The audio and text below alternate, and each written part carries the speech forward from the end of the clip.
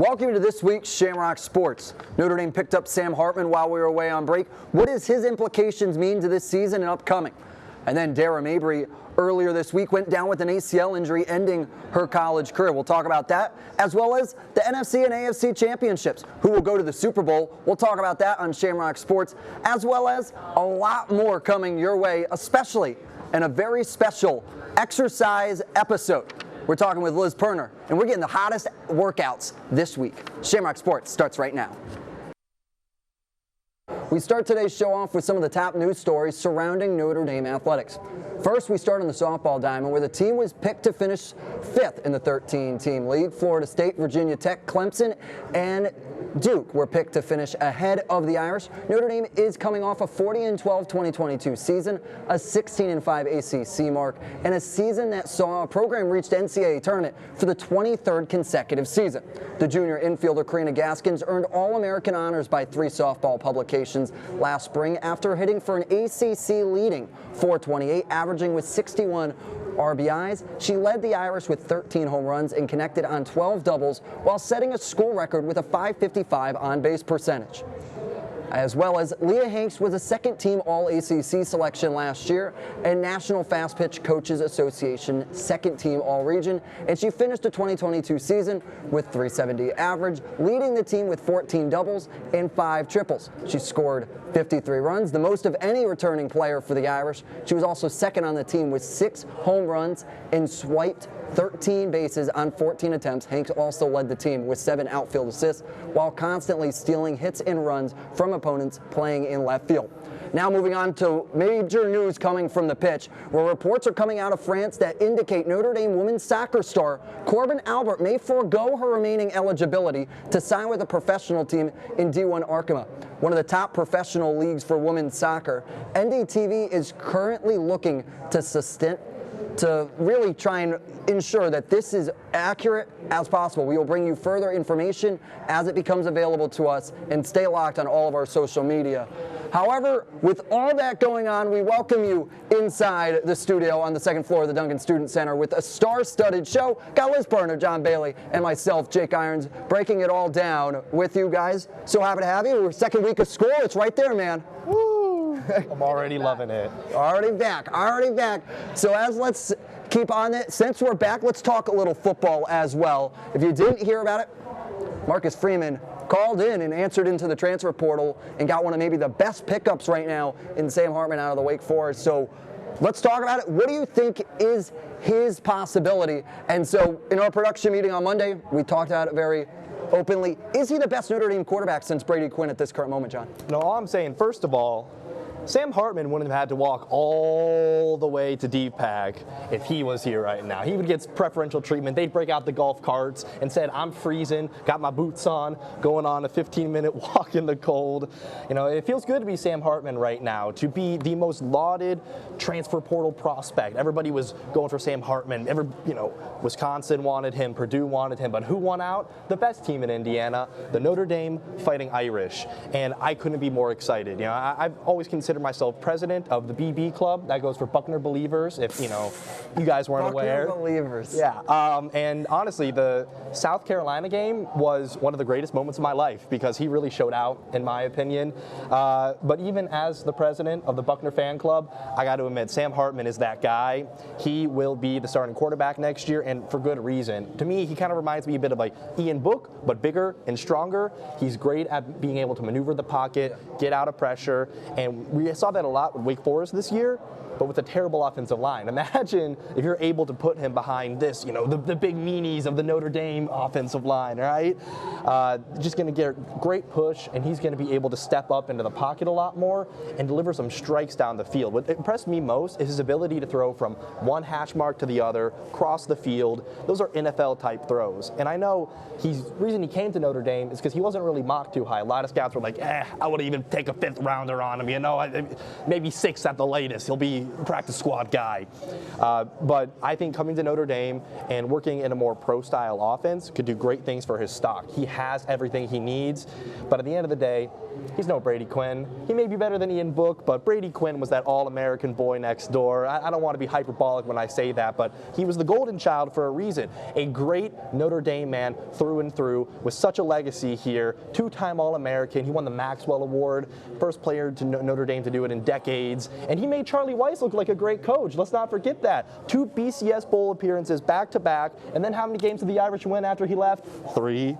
I think that just demonstrates how versatile he was. And if Brady Quinn was playing this modern era, his athleticism would truly shine. He was fast for a prototypical pocket passer, and he was so strong. Let's not forget when he got 24 reps on the bench press at the combine. People were like, oh, Brady Quinn is too strong. He's not going to be able to have that consistent motion. And even though he didn't pan out in the NFL, he was just a college legend. You know, Heisman finalist 2 years in a row. Brady Quinn is one of my favorite players of all time, and I love seeing him on the broadcast every Saturday. Great indie guy. However, Liz, let's go. Liz is going to have a little bit of a controversial pick. She's going to go on the other side of what John's sitting on.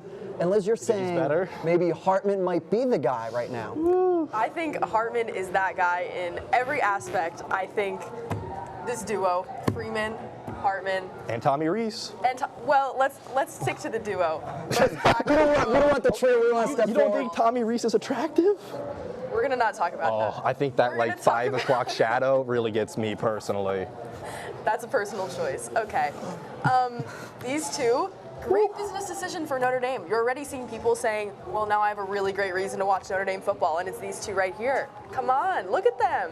But in all reality, I think Sam Hartman, I think he's him. This is our Brady to Tampa moment. I think this man's going to take us all the way. They're already making national championship predictions for us after picking up this guy. I think he's a strong quarterback. I think a strong quarterback can make like okay receivers look amazing. And I think behind this offensive line, I think Sam Hartman's really going to have the chance to shine. I know we're losing Mayer, but I think we're going to see Smith, Merriweather step up. I think we're going to see them make catches. I think Hartman's going to make them look great. I mean, Hartman's never played with an offensive line this strong, and our defense we know is solid. So I think we have all the tools. I think Hartman's our X factor, and I think he's going to take us all the way. I mean, we won 9 games this year, throwing 200 yards a game, and now we have the all-ACC leader all-time in career touchdown passes on our side. This is a major grab for us, and I think next season's looking real good with Sam Hartman on our team. He may be no Brady Quinn, but he's at least better than Drew Pine. I feel like we can all agree on that, right? We can all agree on that. Oh boy, that's a hot topic that I think you have to. We got a little slack on it when we had that. However, that is my situation for this, is how does he handle the pressure? I don't think too many people understand. When you come to Notre Dame, you are America's college football quarterback. There's no ifs, ands, or buts about it. You are on national television every weekend. You are on NBC, ABC, or ESPN because guess what? When you bring the monogram, it brings that. And Sam Hartman has shown that he can handle it at Wake Forest against a strong Clemson team when you have a rivalry against them. And he showed that he can take on a Clemson, which Notre Dame will see again in the 2023 season. Oh, that'd be a great match. However, gotta have to add, in Clemson, he's played at Clemson before and has done very well there. But now the question is, can he handle the bright lights? Can he handle the press conferences? And can he handle this South Bend area that goes hard on people? It wasn't too long after Marcus Freeman dropped the Marshall game that people said, did we make the right decision? And I think that's a culture shock for some college kids where they're seen as, especially for Sam Hartman, where he couldn't do anything wrong at Wake Forest. But now at Notre Dame, you can do a lot wrong. You have a short leash, my man. But I will let you know, especially here on this show. Oh, yes. We'll let you know. Oh, no. That's right. We will definitely let you know on this show. That's why we're saying all you need to know. Oh, boy. Yeah. I mean, I wonder what the talk is in the locker room because Buckner played a great bowl game. He really did. We're bringing in Hartman, and I wonder if the team is really going to be behind this guy as much as we all are. Yeah. However, I love Drew Pine too. I mean, everyone would rave, oh man, I love Drew Pine in the weight room. He's my guy. Yeah. And that's just chemistry in college, I think, is so much more important even at the NFL because there's still like that rah-rah team. Whereas when you get to the pro level, it's like, hey man, I'm here to get my money. I'm here to get my legacy points, and that's about it. At the end of the day, I'm checking out. Like Lamar Jackson. Whoa, wow. And now let's keep it moving. And it's not just college football to be talked about, but there's professional football. Kean Baggenstow will take us through the AFC and NFC championship. You know who's not there? The Ravens. Appreciate it, guys. Switching gears here to the pros, we are getting ready to immerse ourselves in the first of 2 championship weekends, and boy, do we have some doozies coming up. Let's get into them. First off, we have the defending AFC champion Cincinnati Bengals versus the number 1 seed KC Chiefs in an AFC championship rematch in Arrowhead. For the Bengals, Joe Shiesty is shicing more than ever, as last week he started out 9 for 9 for over 100 yards and 2 touchdowns. Granted that the Chiefs gave up 130 yards to Jones and Christian Kirk, who are good but nowhere near T. Higgins or Chase. Should be a good day for Joe, Jamar, and T. Joe Mixon, in what has been an unfortunately inconsistent year, turned in a 100-plus yard effort despite having 3 stars out at offensive line. After allowing 144 rushing yards to a significantly weaker group, Chiefs should struggle against Mighty Mix and the Bengals rushing attack. Moving on to the Chiefs offense, they obviously have weapons, but less than the Bengals. They showed an over-reliance on Kelsey last week, which shows that Juju and MVS just are not those guys. Bengals will look to double-team him or Kelsey, similar to Mark Andrews in a wildcard game. As long as they stay on him, the Chiefs' passing attack should be kept in check. This means that they will lean into the running game with Ponchero a lot more, who had over 100 yards last week, as he continues his jaw-dropping and surprising season. They also have speedy Jerick McKinnon in their back pocket, so the Bengals will have to watch out for those tricks. They have struggled against the run a bit this year, especially against run-dominant teams.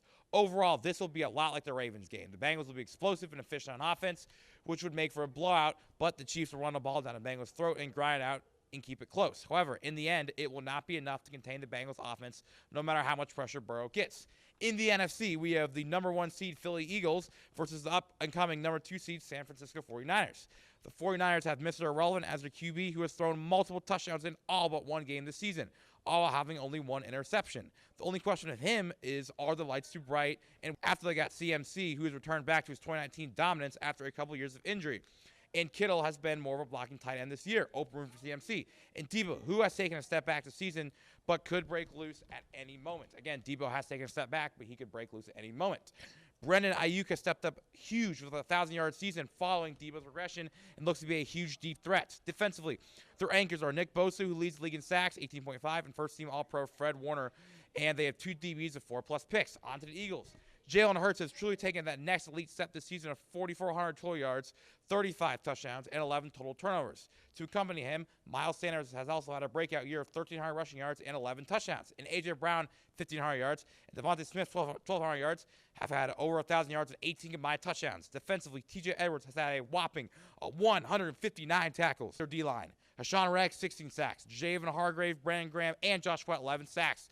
32 forced turnovers, 6 for Gardner Johnson, 3 for Bradbury, and big play Slay, arguably the best defense in the league. Overall, while the 49ers have had a lot more names, not all of them have lived up to their hype this season. It's going to be really hard for Brock Purdy to function with that Eagles D-line and DB group. CMC will struggle to get yards because the O-line will struggle against the D-line of the Eagles, and the 49ers secondary will struggle to contain both Brown and Devontae Smith, despite 2 49ers DBs having 4+ picks.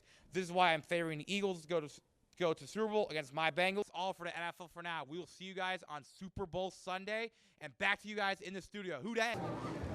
Welcome back. Thank you so much, Ken. And so we decided that we would also get in on the NFL football fun. So we got 4 teams. Let's go AFC first. We've got my Bengals against the Kansas City Chiefs. Let's go first game. Who do we think's winning that matchup? I'm saying Bengals. I'm not going to root against your team. I would never do that. Thank you. This desk and the entire sports department is all for the Bengals, I think.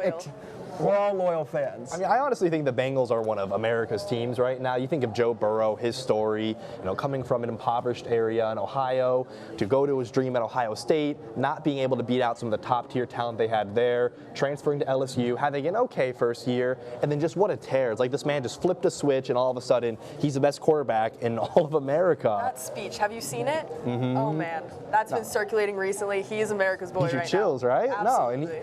No, and sometimes it's overblown. Malone, right? You think of the exaggerated swagger of a white boy in his 20s, right? His little chain, his shades, his Seinfeld sweatpants I was a big fan of after he's got to go on before. Leave him alone.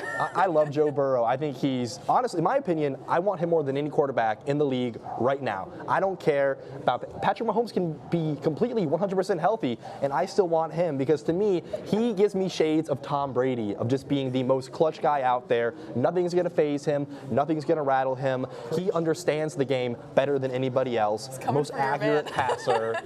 I love Joe Burrow, and I don't think anybody can touch him. I don't care about Herbert. Herbert isn't even top 5 to me. Wow, that was a strong statement. That was a very strong opening statement. Oh, yeah, there's the NFC. So, yeah, let's go NFC now. NFC. Let's go Eagles and 49ers. Also better than Herbert. So I'm going Eagles. You're going Eagles. I think Andrew McGinnis, who's in the control room, probably is like pumping his fist right now. Huge Philly fan, amazing Philly fan. Eagles are going to get done with Jalen Hurts, Liz says.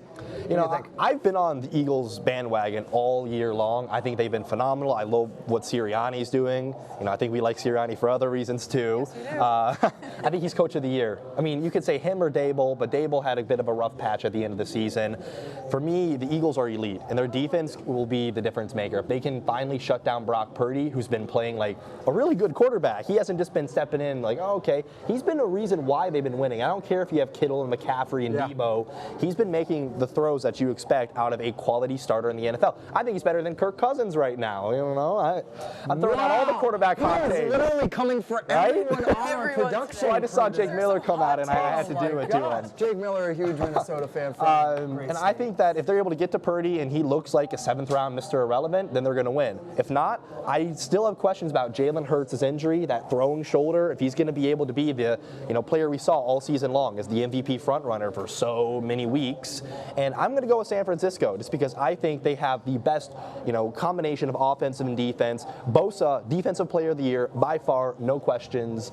I mean, he's the next coming of Reggie White. I think that kid is special, and they're going to give Hurts problems, especially because I saw in that Giants game, he's a little scared to get hit at times. He wasn't as mobile, and you kind of see him just kind of jogging.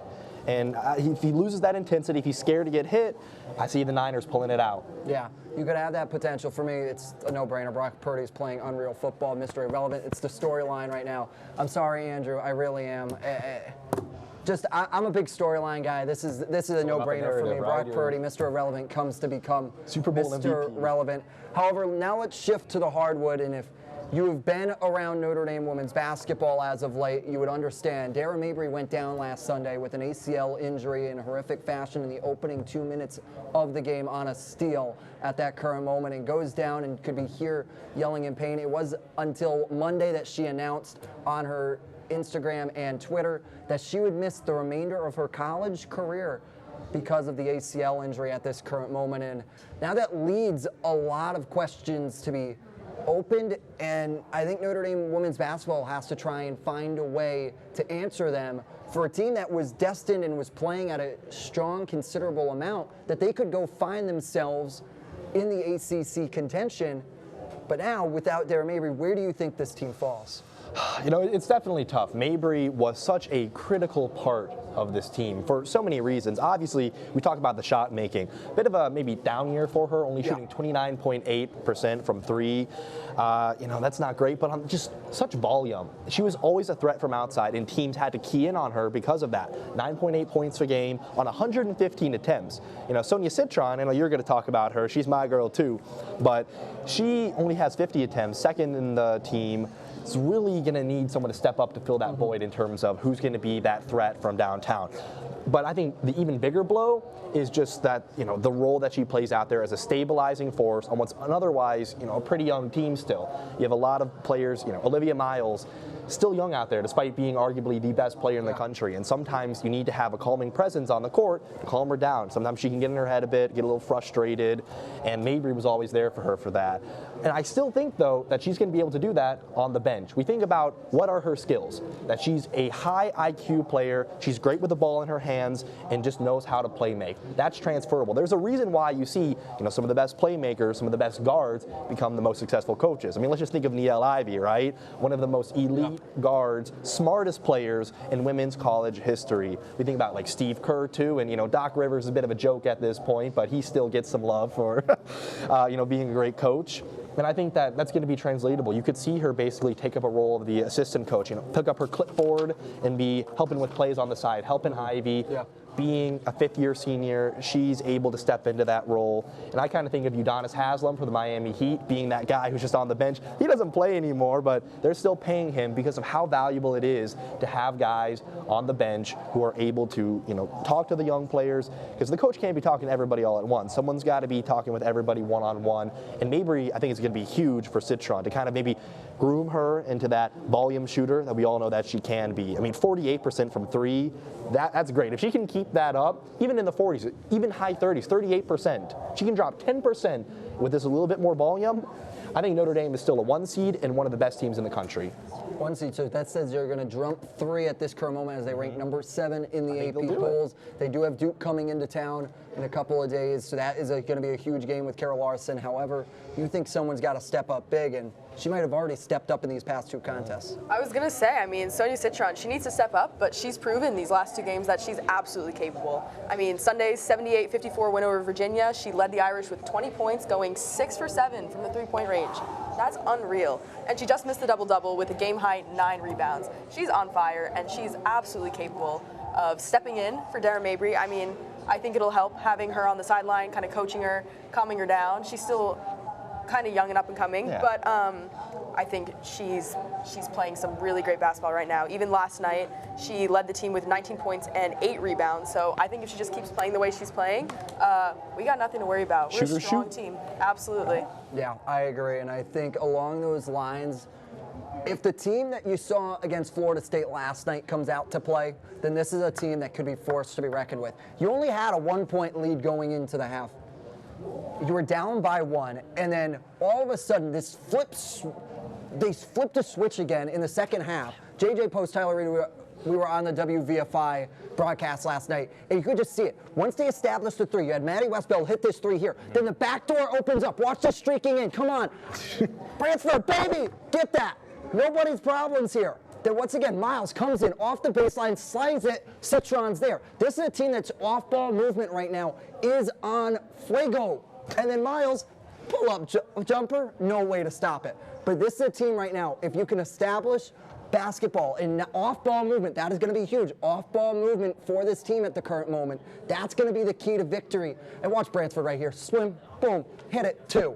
It is as good as it comes at this current moment. And I think accordingly, this team has a shot and has a potential to really make themselves a top 4, like John said, in this country if they continue playing like that. And I really do think they will. And another thing that I really liked in those highlights right there was the inside-out game that they're playing. They're getting those high-percentage looks at the rim, and Maddie Westbeld, I think, is so versatile. She's a 3-level scorer. She can hit the mid-range. She's a dominant force down low, but she's not taking those contested shots if she doesn't have to. She's staying down low, setting good screens, and great force in the pick-and-pop game. I love seeing her roll to the outside, and we're going to need, I think, a little bit more of that from her if we're going to want to continue being a threat from outside, because if we're not able to replicate Mabrey's volume from 3, that's what gets so many other players those easy cuts into the basket, right? Yeah. That allow Miles to just hit them with no look precision.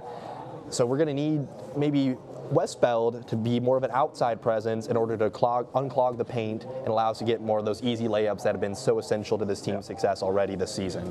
However, there's much more than college football and women's basketball. To take a larger look about what's going around Irish athletics, we send it to Tyler Reedy to give us an Irish whip around. It's been an action-packed week for Notre Dame athletics, beginning with the hockey team.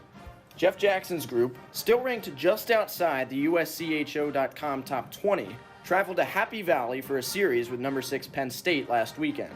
From the onset of Game 1, the Nittany Lions did what they do best, pounding the Irish with 20 first-period shots on goal. Their 20th found the back of the net, as Danny Geniev buried a juicy rebound in front of senior goaltender Ryan Bischel. Notre Dame quickly evened the score in the second period, thanks to the work of sophomore forward Justin Janicki. He circled behind the net and dropped a dime to graduate forward Chase Primo, whose 5th goal of the season tied the game at 1. Then, in the third period, Janicki collected another assist on this power play goal by junior forward Ryder Rolston, his 7th of the year. Penn State ended the night with 53 shots, but Ryan Bischel stopped a career-high 52 to close out a 2-1 Irish win. With hopes of an unexpected sweep, Notre Dame played a back-and-forth affair on Saturday. On an early power play, senior forward Trevor Janicki took the team lead back from Rolston with his 8th goal of the year. Simon Mack tied the game for Penn State in the second period, but Chase Primo struck again just 3.5 minutes later on another sweet feed from Justin Janicki. That was all for Notre Dame's offensive success, though. The Nittany Lions roared back with goals from Connor McEachern and Christian Sarlo, earning a series split with a 3-2 victory. The Fighting Irish are now 11-12-3 overall, and 5th in the Big Ten with 20 points. They will host Wisconsin at Compton Family Ice Arena on Friday and Saturday. The women's tennis team had a successful week, posting a 4-0 record. Notre Dame defeated Michigan State, Butler, Xavier, and Illinois Chicago, and heads to Athens, Georgia to face USC on Friday and Georgia or Stetson on Saturday.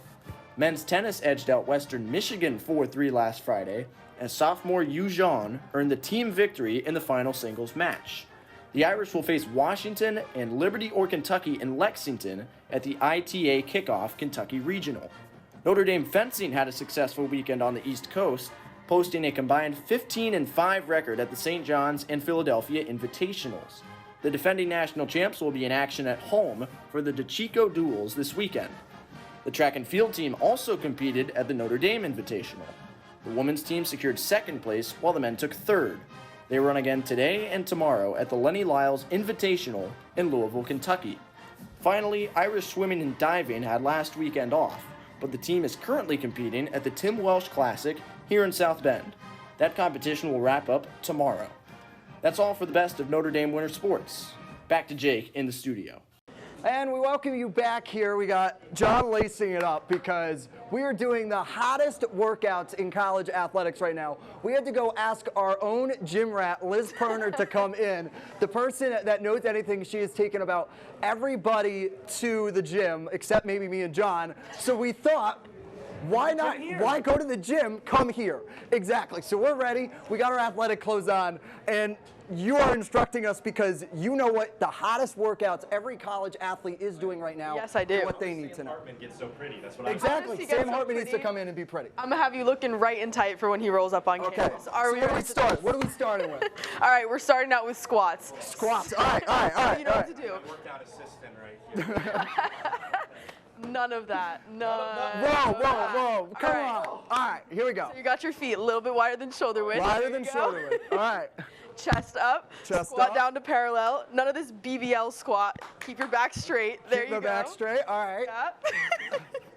Looking Do nice. we need to do anything like with the hands or like? I mean, you could do anything you want with the hands. Have a Okay. little party. I don't know. That's up to you. You got to put some weight. Honestly, you got to put some weights in your. Put those weights. We can't just go straight. Oh. So what are college athletes doing right now? Are we tossing the weights College on with athletes it? are putting the barbell on their back. Putting the barbell on their back. And that's We what you didn't- should be doing. And that's Okay, that's what I needed. right now. I'm squatting like 145 for my 5x5, on your which back is and, light numbers. Light numbers. Some light numbers, but Okay, so we got our squats. We got our Yep. squats. All right. Yep, Where are all we right. going? Where are we going next beyond? we're going to push-ups. So Oh boy, There we push-ups. go. All right, this is not. Oh, that's not What is fair, my this? man. Okay, all right, push-ups. We going right. straight. keep those elbows in. I don't know what the hell is going on here. Go ahead. All right. Elbows in. There we go. Okay. You know, this is not. All right. So. And the athletes are doing that with the plate on their back too. So just think about that. Adding extra like weight. 45 Is that pounds like on the your back. hot trend right now of adding extra weight as much as possible to try and You gotta add weight to everything. you got to add weight to everything. That's the secret sauce. That's the secret sauce. That's what they don't want you You're to just know. walking to class, you need 50-pound leg weights, on the ankles. Ankle leg Weight weights. the backpacks. Oh yeah, Okay. Absolutely. You think they I have mean, books in their backpack? No. add weight It's to just everything. plates. You're gonna get stronger so fast. I could see Okay. you in a month and I wouldn't even recognize you. Perfect. This is my workout routine now. My friends might not believe it, but this is going to be the workout routine. Right. Next up, lunges. Lunges, baby. Oh, yeah. All right. So, yep, there you go. Are we twisting? Oh, don't twist. No That makes you twist. look like a yoga mom. Don't do Yoga that. mom, no twist. You've come to the wrong place. So we're just going straight lunge? Yeah. So if you're in the gym, you're gonna want to do this maybe like on the Smith machine. Maybe you're gonna want to put some weights in your hands. Yeah, some dumbbells. All of this. We're adding weight again, I assume. Okay. I told you, to everything, to everything. All right. And we're gonna finish this off with planks, and I could make you close out the show while you're in a plank. Let's see it. We're gonna close out the show while I'm in a plank. All right. Because then once you finish, you can drop the plank. There's your Okay. incentive. Where's the camera? There it is. All right. Thanks, Chloe. There we go.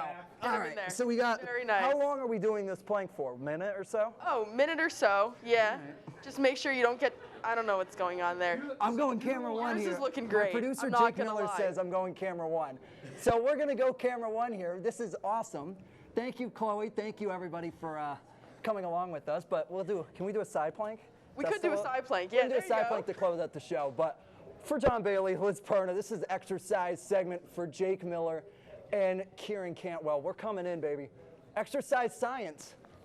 It's Shamrock Sports. We're closing out. Thanks, guys, for watching.